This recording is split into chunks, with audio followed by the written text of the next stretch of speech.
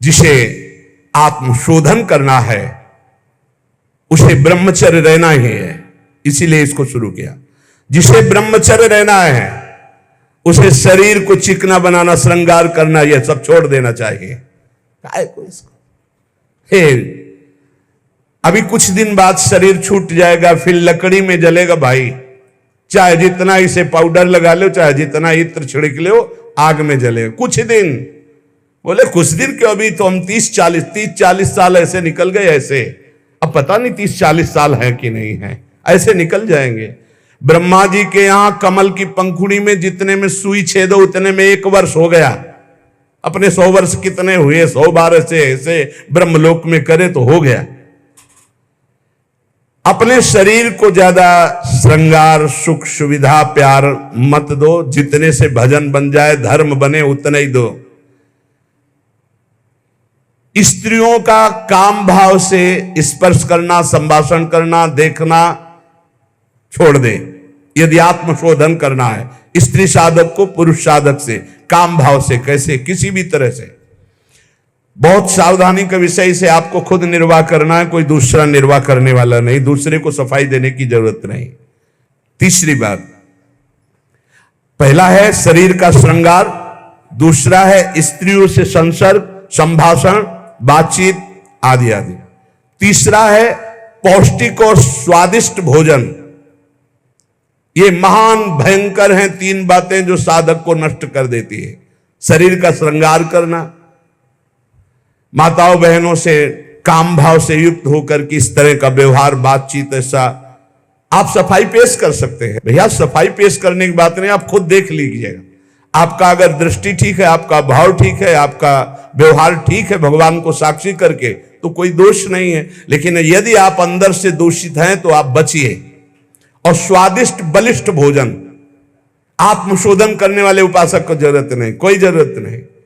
ये घी, रबड़ी, रसगुल्ला, दूध और ये बादाम, पिस्ता, ये गृहस्थों के लिए बने, ये भगवत मार्ग के पथिकों के लिए नहीं। उनके लिए नाम रूपी बल, ब्रह्मचर्य का महान ताकत, एक अद्भुत बल, एक अद्भुत उत्साह, एक अद्भुत तेज बना रहता। बादाम में थोड़ी है, हलवा में थोड़ी है।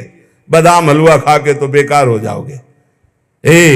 शुद्ध सात्विक थोड़ा अन्न एक बार डाल लिया शरीर पोषण के लिए, बस जल, व्यायाम, प्राणायाम, ब्रह्मचर्य, इससे बहुत बड़ा बल प्राप्त होता है।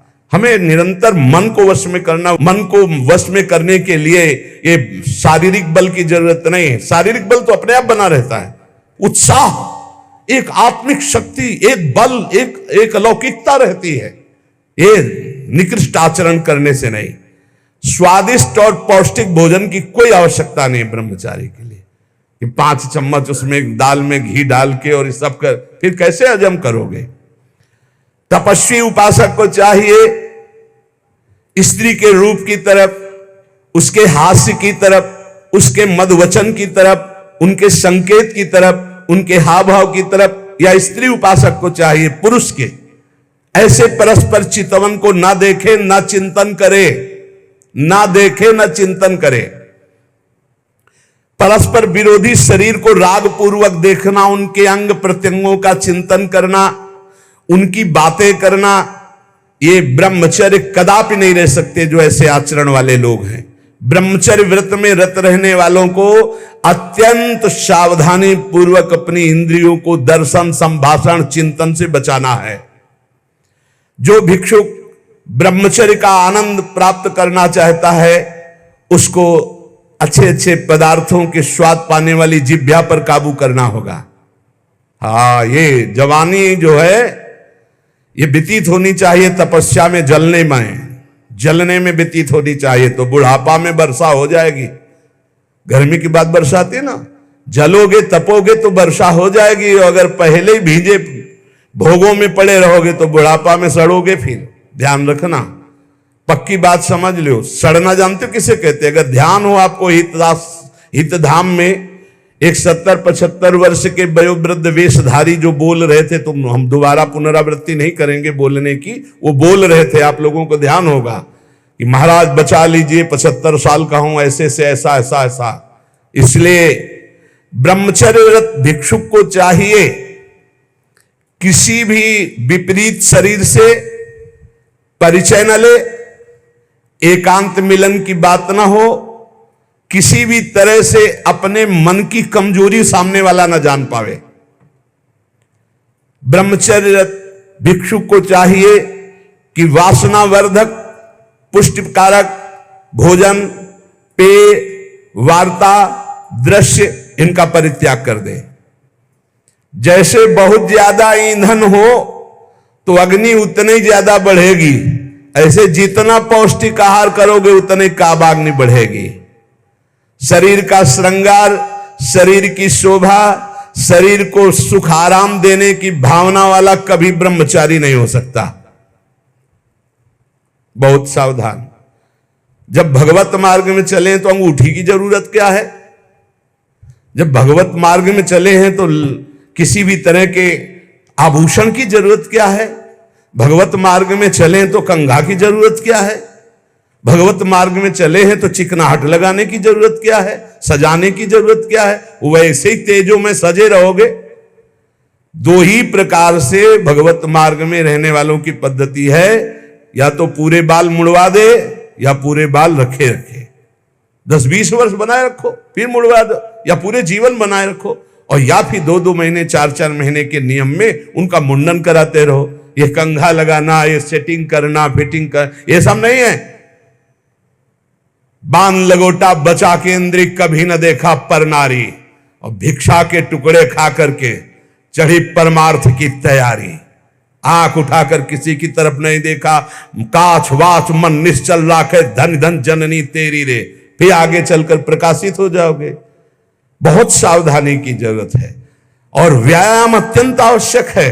यह नहीं कि हम बहुत सेवा करते, नहीं। अरे ब्रह्मचर्य को बचाने के लिए 1 घंटा व्यायाम की जरूरत है। दवा कोई वर्जिश से बेहतर नहीं, नुक्सा है कम खर्च, बालानसेन शक्ति बढ़े, फुर्ती लहे, चोट न अधिक पिराए, अन्न पचे चंगा रहे, कसरत सदा सहाय। कम से कम 1500 दंड बैठक मारियो, फिर 2-4-6 घंटे पद्मासन सिद्धासन में नस नाड़ी एकदम शुद्ध, तब वो ब्रह्मचर्य लगना चाहिए कि ब्रह्मचारी जा रहा है। ये पानी से शुद्ध हो जाओगे, पानी से केवल, जैसा घी लगता है ऐसा पानी लगेगा। प्राणवायु का संशोधन करके प्राणायाम कह नहीं रहा है, हफ्ता भर भोजन नहीं मिला, गंगा जल से काम चलता रहा है। जब कभी कहीं मिल गया तो फिर 30-35। एक बार एक गंगा किनारे एक कुटी थी, तो राधे श्याम झोपड़ी थी, वयोवृद्ध संत निकले। आओ हम जानते हैं गंगा किनारे भ्रमण करने वालों की क्या दशा होती, क्योंकि गंगा किनारे रहे भूखे हो गए। हाँ महाराज, कई दिन से नहीं मिला? हो गए होंगे 8-10 दिन। बोले बैठो, कोई त्योहार था, गांव से गए, पूरी कचौड़ी मांग के लाए। आप सही मानो इतनी, वो पूरी लाके ऐसे रख दिए, 2-4 ऐसे सब्जी के टुकड़े होंगे भिक्षा में जैसे। हमें यह भी ध्यान नहीं रहा कि इनके लिए पूछे। पूरा राधे श्याम। जब 5 के गंगा जल, हमका महाराज आप, बोले हमें पता है, हम शाम के फिर ले आएंगे। बोले हमें पता है गंगा किनारे कैसे होते, क्योंकि फिर पता नहीं कई दिन में मिले और कई दिन बाद मिला था। और कभी गैस की गोली थोड़ी कि गैस में कुछ नहीं, गंगा जल। अच्छा, ऐसी स्थिति में रोज आसनों पे बैठना, रोज व्यायाम करना। अभी पता नहीं आजकल के नए बच्चे व्यायाम में क्यों नहीं लगते, प्राणायाम क्यों नहीं करते, क्यों संयम से नहीं चलना चाहते? को बोले समय नहीं है। समय आधा घंटा 1 घंटा तो व्यायाम होना चाहिए। ये व्यायाम जरूरी है, गृहस्थ हो या विरक्त, आधा घंटा व्यायाम। मोटरसाइकिल भी जब चलाते ना लोग, तो पहले रेस में डालते हैं, नहीं एकदम धुआं करके रेस में, फिर वो एकदम गर्म। जब तुम भी रेस में डालो, सुबह उठ के 2 बजे उठे, छत में चले गए, 3 बजे तक दंड बैठक व्यायाम प्राणायाम करके एकदम फुर्सत पाए, सत्संग में ऐसे बैठे। ब्रह्मचारी मतलब आग, ब्रह्मचर्य मतलब आग। आप सच्ची समझो, आग। पैर ऐसे पड़े जैसे आग में पैर पड़ते। आग में पैर कैसे पड़ते? ऐसे ब्रह्मचारी चलता है। क्या है, जैसे गिलहरी नहीं एकदम टिलटिलाती भागती है, ऐसे ब्रह्मचर्य का जीवन होता। पता नहीं तुम लोगों की बातें समझ में क्यों नहीं आ रही। हाँ सच्ची बात कहते, ब्रह्मचर्य में खान पान वाली बात की नहीं कि रबड़ी रसगुल्ला हो तब चिकना, वो तो पेट चिकनाएगा, पेट चिकना मिलेगा एकदम। और ब्रह्मचारी के नेत्र होते हैं, नेत्र बोलते हैं, जैसे जंगली सिंह के नेत्र नहीं, ऐसे ब्रह्मचारी के नेत्र होते। उसके नेत्र में एक पावर होता है, एक दबाव पक्ष होता है, वो जिस पर नेत्र डाले तो एक बार झुक जाए सामने वाले के नेत्र। ब्रह्मचर्य का ऐसा पावर, देवलोक सहित समस्त देवता उससे नित्य नमस्कार करते हैं जो ब्रह्मचारी होता है। जो भिक्षुक वीतराग शारीरिक और मानसिक ब्रह्मचर्य से परिपक्व, शारीरिक ब्रह्मचर्य और मानसिक ब्रह्मचर्य, मन और 5 ज्ञानेंद्रियों के द्वारा किसी भी विषय का धर्म विरुद्ध भोग नहीं, ये ब्रह्मचर्य धर्म है, ये ध्रुपद है, ये नित्य है, ये शाश्वत है। पूर्व काल में कितने महामुनि इससे सिद्ध हो गए, इसलिए वर्तमान में और भविष्य में भी जो शुद्ध ब्रह्मचर्य का पालन करेगा वो परम पद का अधिकारी होगा। हिंसा, झूठ, चोरी, मैथुन और परिग्रह और रात्रि का भोजन, जो इनको छोड़ देता है वही भिक्षुक सिद्ध होता है। फिर सुन लीजिए, हिंसा मन वचन कर्म से किसी भी जीव की नहीं, झूठ बिल्कुल नहीं बोलना, चोरी किसी की नहीं करना। चोरी का तात्पर्य है अगर किसी का खेत है, किसी की वस्तु है, किसी का अधिकार है, हम बिना पूछे नहीं छुएंगे। अगर वो दतून भी लेनी है और किसी के दरवाजे पे पेड़ है तो हमें इंतजार करना होगा। अगर पता चल रहा है कि गांव समाज की जमीन है, सरकारी जमीन है, किसी का अधिकार नहीं, तो हम उस वृक्ष से भिक्षा मांगेंगे, हमें एक दतून दे दीजिए। ऐसे नहीं है कि हम किसी वस्तु को स्वतः, जैसे गंगा किनारे बारी होती है और उनसे से आप फल तोड़ करके खा रहे हैं तो आप चोर हैं, यह नहीं कह रहे हमारा नहीं। किसी की कोई भी वस्तु बिना भिक्षा किए नहीं लेना है। आगे है मैथुन का पूर्ण त्यागी वीतराग परमहंस, बैरागी, किसी भी तरह के अष्ट मैथुनों में से एक भी नहीं। और परिग्रह, दान नहीं, इसीलिए भिक्षा शब्द है। तुम हमें दे रहे हो हम नहीं लेंगे, हमें जरूरत होगी हम मांग लेंगे, हम भिक्षुक हैं। यह उपासकों की, अच्छे जो उपासक उनकी रहनी होती। ले 100 रुपया नहीं जरूरत है हमें, आधा घंटा बाद जरूरत होगी तो हम किसी से मांग लेंगे, भाई अगर हमें जहां लगेगा तो हम 5 लोगों से मांग लेंगे अगर जरूरत है, लेकिन हम तुम्हारे देने पर नहीं लेंगे। तुम्हारे देने पर दान होगा और हमारे लेने पर भिक्षा होगी। हमें जब आवश्यकता होगा, जहां से श्री जी प्रेरित करेंगे हम मांग लेंगे, हमें नहीं चाहिए।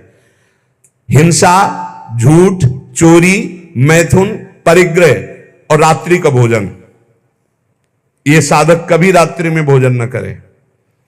और सूर्य अस्त होने के 30 मिनट पहले या 30 मिनट बाद, बस इसके आगे नहीं जाना चाहिए। जिसको ब्रह्मचर्य रहना है, साधना में रहना है, एक 9, 10, 11 बजे आराम से आप खूब बतरा के अच्छे अच्छे पदार्थ पा रहे हो, ये सब साधना के खिलाफ बात है। अगर इस समय भोजन नहीं होता, 4, 5, 6 सूर्यास्त के 30 मिनट पहले और 30 मिनट बाद तक, फिर आप पानी पी के काम चलाओ या दुग्ध ले लो 200-250 ग्राम। भोजन भरपेट मत करो, क्योंकि हमें 1 बजे रात्रि से जगना है, 2 बजे रात्रि से जगना है, हमें साधना में लगना है। और ठसाठस 11 बजे तक यहाँ पा लिए तो 10-11 बजे तक के लिए वो प्रमाद स्थिति पैदा कर देगा। रात्रि का भोजन निषेध है साधु के लिए, या तो सूर्यास्त होने के पहले या बस सूर्यास्त होने के बाद ही 30 मिनट बाद तक, मतलब 7, बहुत अधिक 7:30, 8, इसके आगे नहीं। 9, 10, 11, 12 ये सब नहीं। गृहस्थों की बात अलग। वीतराग परमहंसों का हमने स्वभाव देखा है, सूर्यास्त होते होते जो कुछ, बस फिर इसके बाद शांत। ये रात्रि का भोजन तो एकदम निषेध है, 8 के बाद तो पाना ही नहीं चाहिए।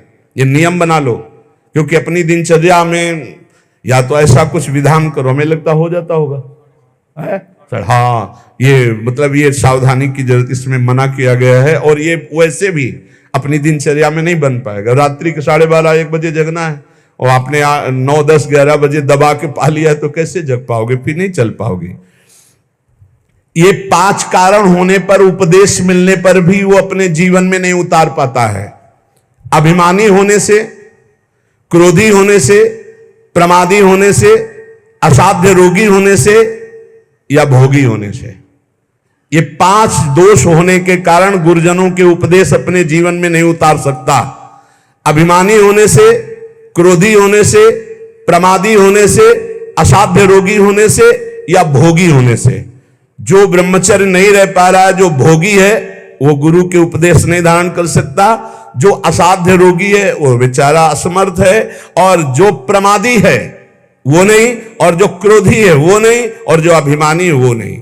जो गुरु की आज्ञा का पालन करता है, उनके इशारों को समझता है, उनकी आज्ञा में अपने प्राण समर्पित किए हैं, उसके अंदर संपूर्ण भागवतिक सद्गुण प्रकाशित हो जाते हैं। इसलिए उद्धत ना हो, नम्र रहो, चपल ना हो, शांति स्थिर रहो, मायावी मत बनो, सरल रहो, कोई नौटंकी नाटक नहीं, कौतूहली मत बनो, गंभीर रहो, किसी का तिरस्कार मत करो, सबको सम्मान दो, किसी से क्रोध वार्ता मत करो, क्षमा करो, अपने मित्रता का व्यवहार सुरक्षित रखो, शास्त्र का अध्ययन करो, पर शास्त्र के ज्ञान का घमंड मत करो। कोई भी तुम्हारे पर क्रोध करे, अप्रिय व्यवहार करे, तुम उसकी भलाई करो, ईश्वर से प्रार्थना करो कि उसकी बुद्धि शुद्ध हो। ऐसे उपासक को परम पद की प्राप्ति निश्चित होती है। जो श्रवण किया उसको मनन करो, आचरण में उतारो, नाम जप करो, जीवन इस जन्म में भगवान की शरण तक पहुंच ही जाए, भगवत प्राप्ति हो ही जाए पक्का। जो भी हास्य विनोद में भी सत्संग में कहते हैं वो केवल शिक्षास्पद कहते हैं। किसी का नीचा दिखाना या किसी का उपहास करना हमारा लक्ष्य नहीं, लेकिन आप उपहासपद आचरण ना करें। आप ऐसा कोई पहनावा, ऐसा कोई खान पान, ऐसा कोई नाटक ना करें जो हमारे सनातन धर्म के विरुद्ध है, जो हमारे शास्त्र के विरुद्ध है। उससे आपका पतन हो जाएगा, पक्का समझो। बहुत बड़ा प्रभाव होता है सात्विक आहार, सात्विक भेष, सात्विक चिंतन, इससे बहुत उन्नति होती है। और असात्विक आहार, असात्विक भेष, असात्विक मनमाने आचरण, इनसे बहुत पतन हो जाता है। इतना पतन हो जाता है, आप सोचो, जिन माता पिता परिवार को प्राणों से अधिक प्यार किया जाता है, बुद्धि भ्रष्ट हो जाती है, काम से पीड़ित होकर वो अपने परिवार के गले काट देता है, भाग जाता है दूसरे पुरुष के साथ या दूसरी स्त्री। ये क्या बुद्धि भ्रष्ट हो गई।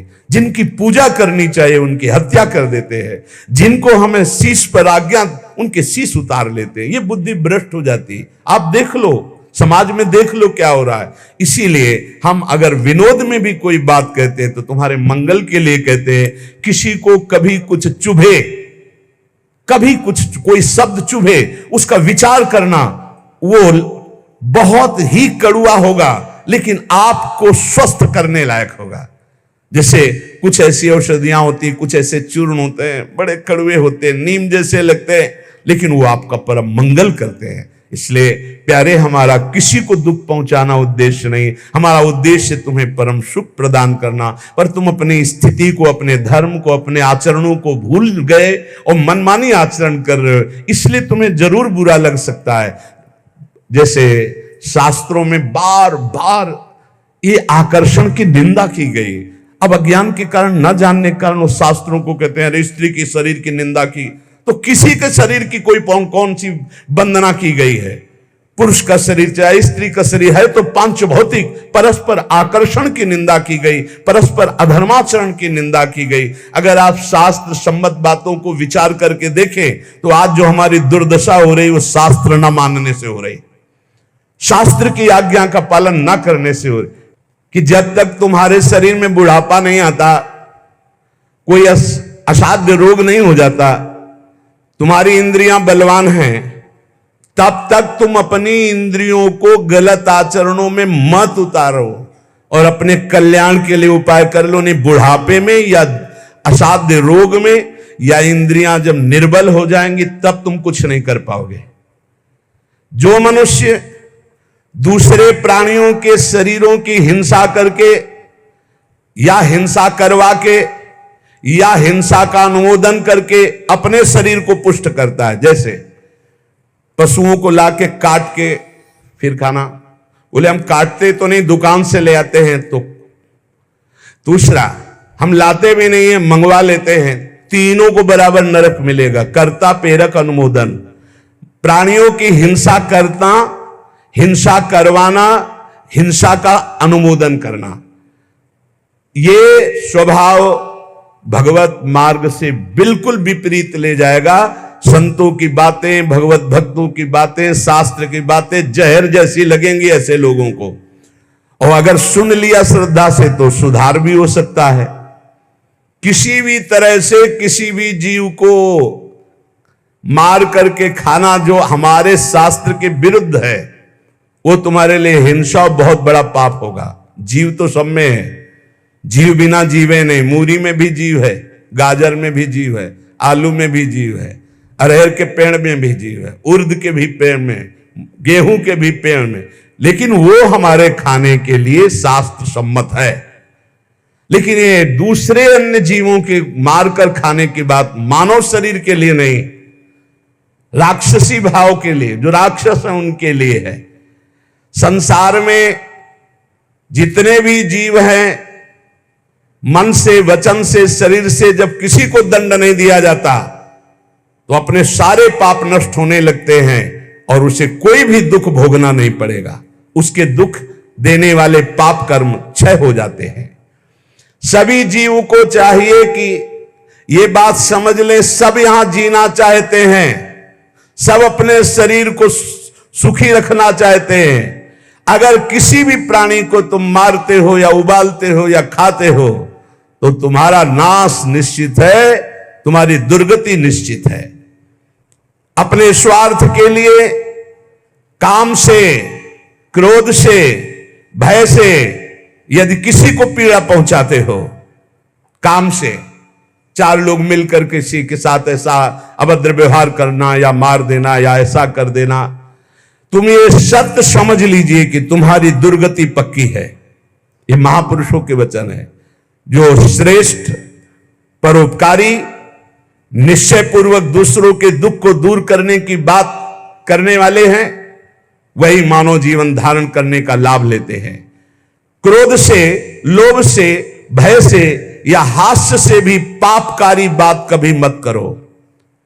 पाप वाली बात हंसी मजाक में भी मत बोलो।